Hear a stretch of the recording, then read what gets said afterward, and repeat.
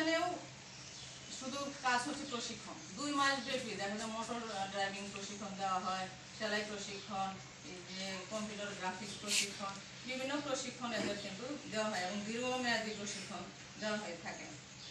এটাও এই প্রকল্পের লোকজন উপকৃত হয়েছেন। তাছাড়া আমাদের আশ্রয় 2টা আশ্রয়ণ প্রকল্প আছে, 2টা সমিতি আছে আশ্রয়ণ প্রকল্পে। একটার মধ্যে 60 জন উপকার রোগী, আরেকজন 34 জন উপকার রোগী। তবে 60 জন যেখানে আশ্রয়ণ প্রকল্প 2 সেখানে ঋণ কার্যক্রম চলমান রয়েছে, আদায়ের কার্যক্রম চলছে।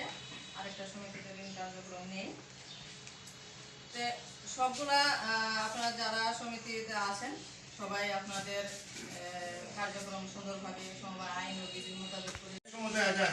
সমবায় শব্দটা কাকে বলে এটা আমরা জানি না, সমবায়ের উৎপত্তি থেকে এটাও আমরা জানি না, সমবায় ইতিহাস এগুলো আমরা কেউ কিছু জানি না। তো আমার ক্ষুদ্র জ্ঞান থেকে আপনাদের সামনে অল্প কিছু সমবায়ের ইতিহাস, সমবায়ের উৎপত্তি, সমবায় কাকে বলে, এই কথাগুলো আমি আপনাদের সামনে উপস্থাপন করব। আমরা সমবায়ের ইতিহাস বলতে গেলে আমরা যতটুকু জানি, শাইলক নামে এক জুলুমবাজ সুদখোর মহাজন ছিল। তখনকার সময়ে সে যখন টাকা পয়সা লেনদেন করত, তার ওয়াদা ছিল যে যদি টাকা সময় মতো না দিতে পারো তাহলে 2 পাউন্ড গোশত দিতে হবে, শরীর থেকে মাংস কেটে 2 পাউন্ড মাংস দিতে হবে। এত বড় জুলুম অত্যাচার করত।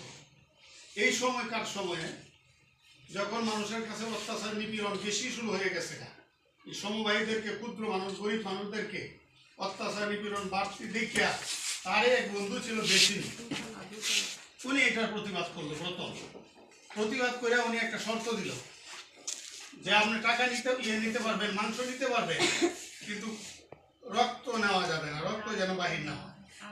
আচ্ছা দেখেন, যদি কোনো মানুষের কাছ থেকে রক্ত মাংস নেওয়া হয় তাহলে রক্ত অবশ্যই বাহির হবে। তখন তো সে আটকে গেল।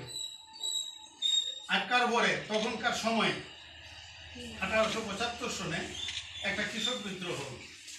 3টা কারণ হলো কৃষক বিদ্রোহটা।